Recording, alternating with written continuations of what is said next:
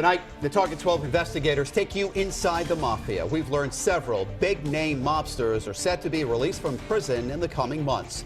We spoke with law enforcement officials who tell us they keep close tabs on these convicted criminals when they return to Rhode Island. Target 12 investigator Tim White's been covering organized crime for years. He joins us now from the Providence Mobile Newsroom with the exclusive details. One of the biggest names set to taste freedom, reputed mob capo regime Matthew "Matty" Guglielmetti. Investigators tell us the mob he's coming home to isn't anywhere near the one Matty knew.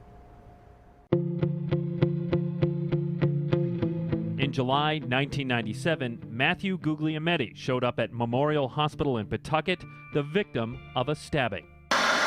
2 knife wounds, one of which was serious. But no one was ever arrested in the attack because Guglielmetti, a longtime made member of the Patriarca crime family, refused to help investigators. What does that say about him? It's typical in their world that they typically want to take care of those type of incidents themselves. According to police, Guglielmetti of Cranston rose through the ranks in the New England mob, eventually becoming a captain in the Patriarca crime family. As Target 12 first reported, his notoriety even made its way into the informant files of James Whitey Bulger and Stephen the Rifleman Flemmi. This 1987 reference reveals Flemmi told his FBI handler, Matty Guglielmetti is the main contact for Raymond Patriarca Jr., who was then the boss of the mob. Guglielmetti used his reputation as an intimidation tool, according to investigators we spoke to.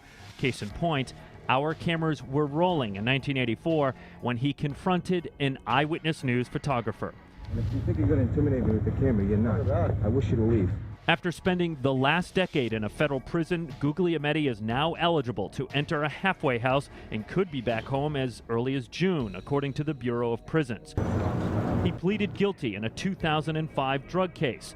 Court documents show he promised to protect a large shipment of cocaine as it traveled through Rhode Island.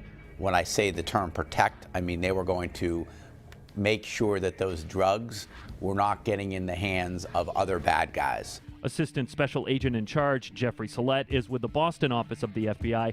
He says the mob landscape is very different now than when Guglielmetti was on the street. You have very limited strength from Rhode Island in the ranks of La Cosa Nostra. But if you're a sworn member, that's what you took, an oath, and it's tough to get out of that, even if you wanted to. Rhode Island State Police Colonel Stephen O'Donnell is a veteran mob investigator. Time will tell to see if he decides to continue on the path he took, or if he decides to take the right path and get out of that business. Guglielmetti isn't the only mob figure set to be released in 2014. Made member Alfred Chippy Scavola, mob associate Raymond Scarface Jenkins, and even the former mob boss Luigi Baby Shax Minacchio will all be eligible to be released to a halfway house this year. Sellette says the case that put them all away decimated the ranks of Rhode Island's mob. We had our thumb on them. We will not take our thumb off them. So whoever these players are or who will be, this is not a friendly environment for them to do business. Both Sellette and O'Donnell tell me their agencies keep close tabs on career criminals when they're released from prison. With the Target 12 investigators, Tim White, Eyewitness News. This investigation continues online. You can use our interactive slideshow to see some of the key players who are set to be released this year, along with what they're serving time for and when they're scheduled to go free.